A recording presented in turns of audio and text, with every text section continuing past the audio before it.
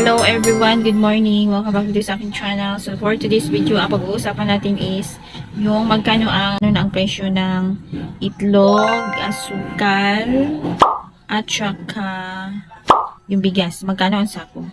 So yun po ang ating pag-uusapan guys. So just keep on watching.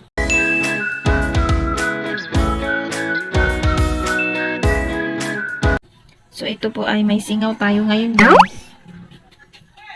May singaw po ako ngayon, kaya ayun. May ganyan tayo. So, pasensya na. So, kailangan tayong mag-vlog dahil meron tayong vlogmas. So, today is vlogmas 6 na tayo. 6, 7. Ganun. So, yan. Just keep on watching. Okay guys, meron tayong 1/4. So, ito ang unahin natin. Papakita ko sa inyo and i-share ko sa inyo kung magkano ang benta ko at magkano ang bili ko. So, i-share ko din sa inyo kung magkano ang aking patong dito. So, ito is 1/2 brown sugar. So, ayan, nilagyan ko na siya ng 36. So, hindi siya masyadong kita dyan. So, 36 ang aking benta dito. And yung bili ko dito, guys, is 34. So, 34 ang aking bili nito sa 1/2 na brown sugar. And nagpatong lang ako ng 2 pesos. So, yun lang. 2 lang ang aking pinatong dito, guys. And yung binibili ko na ganitong sugar, brown sugar is, ano na talaga siya. Nakapack na siya, guys, para hindi na ako mag-ipak-ipak pa. So, pinatungan ko lang siya ng 2 piso. And 36 ang aking benta. And next naman is meron tayong 1/4 na sugar, brown sugar. And 20 ang aking benta dito. And nagbili ko nito is 18 pesos. So, pinatungan ko lang ng 2 piso. Next guys is itong white sugar. So, pasensya na dahil lagi ako nakatingin doon sa labas dahil naano ko baka may makakita sa akin. And next is itong white sugar. So, binibenta ko ito ng 43. So, 3 piso ang aking patong dito sa 1/2 sugar. And yung bili ko is 40. So, 80 pesos ang kilo nito. And nagpatong lang ako ng 3 pesos. Next is itong white sugar na 1/4. So, 24 ang aking nilagay na price dyan. And nagpatong lang ako dito ng 2 piso or 3 piso. Di kalimutan ko na guys. So, siguro ang bili ko nito is 21 ang 1/4. Kasi yung binibili ko dyan, dito guys, is naka-repack na siya. Merong 1/4 and meron ding 1/2. Guys, is meron tayong egg. So, ang egg ngayon ay sobrang mahal na siya. So, iwan ko kung bakit ang mahal ng presyo ng itlog ngayon. So, ito ay large. Large ang binili ko is large dahil wala silang medium, wala silang small. So, large lang ang available nila. So, alam nyo ba guys kung magkano yung isang tray? So, 255 ang kanilang tray sa large. Sa large. Hindi ko alam kung magkano sa inyo. Basta nagmahal na ang itlog ngayon. So, alam nyo guys, 255 divided by 30 is 850 ang ano nito, puhunan. Po yung egg natin guys, 2 tray lang aking kinuha. So, ito po ay large. Laki ito guys. Ito po ay large. Maliit lang tingnan sa screen. So, malaki siya. So, ito yung sinasabi ko sa inyo.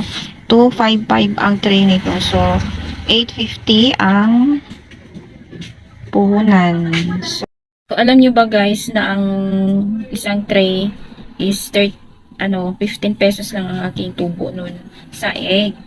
So, ayan, kasi dito sa amin is maraming nagbibenta ng egg and di tayo pwedeng magpataas ng presyo. So, 50 centavos lang po ang aking pinatong per egg, bawat isa ng itlog. So, ang kikitain ko doon sa isang case, sa isang tray pala ng egg is 15 pesos. So, at least may tubo pa din tayo na 15 pesos. So, yun guys. Di ko alam kung bakit nagmahal yung egg ngayon kasi magpapasko na and mag New Year, bagong taon. So, siguro mahal na guys ang buti yung mga brown sugar and white sugar is medyo nagmura na sila. Dati is sobrang mahal. So, yun lang ang sinishare ko sa inyo. And then, next naman is ipapakita ko sa inyo kung bigas namin. Binibenta kong bigas dito sa store ko, guys. So, yan po ang milk rice. Yan, ganyang klase. O, yan. Yan, guys. Maganda naman siya. So, kakabuhos ko lang ito. Yan po ang ating galing na 49 ang kilo. So, ayan po. May bumili dahil naputol tayo, guys, kasi may bumili. Yan ang ating galing. So, maganda naman yung klase ito na bigas. So, binibenta ko lang siya ng 49. So, mamaya isi-share ko magkano ang aking tubuin dito sa isang sako na bigas. Ayan, ito po ay malagkit. So, 60 ang aking benta nito. So, ayan, mabenta ito ngayon. So, ayan lang, malapit na siya maubos. So, ayan. Ito yung pangalawa nating bigas na binibenta dito. So, Princess Mia siya. Ayan, ito yung masarap kainin dahil malambot siya na bigas.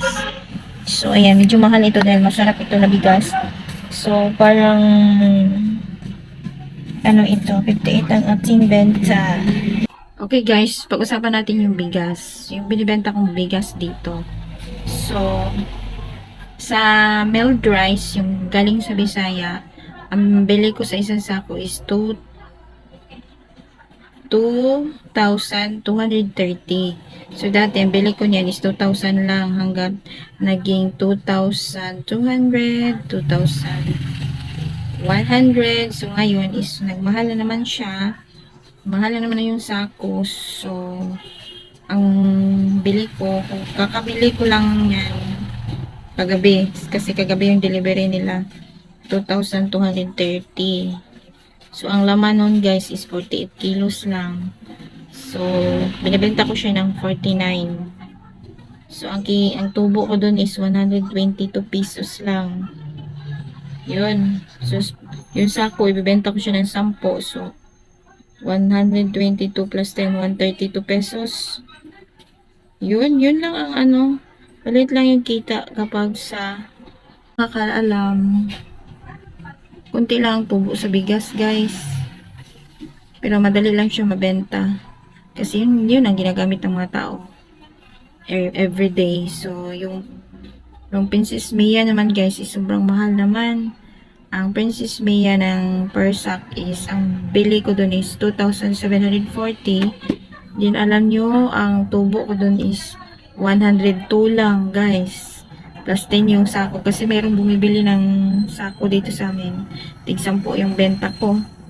So, 112 ang tubo ko dun sa Princess Mia.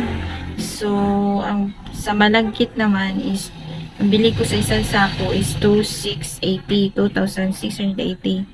Then yung ano ko is 60 yung per kilo ko. 60 pesos yung benta ko per kilo. Ang tubo ko doon is 200. Kasi 200 plus 10 yung sako. Yun. Bibenta ko kasi yung sako, guys. Para dagdag din sa tubo ng ating bigas. So, yung bigas, guys, is malaki yung unan. Maliit lang yung tubo. So, yun. So, maganda kung mag-business ka ng bigas. Damihan mo para malaki din yung tubo mo. Ang tubo ko maliit lang. So, at least meron, guys, diba?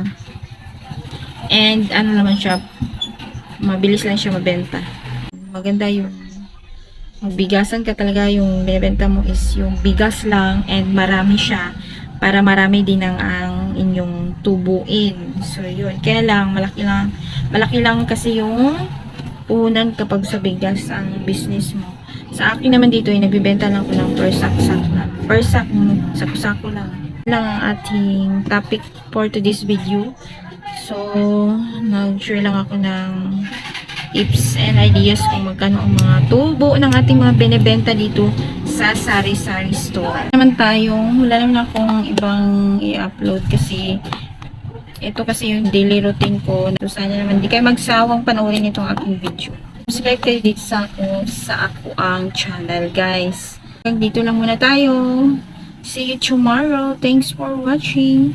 God bless everyone.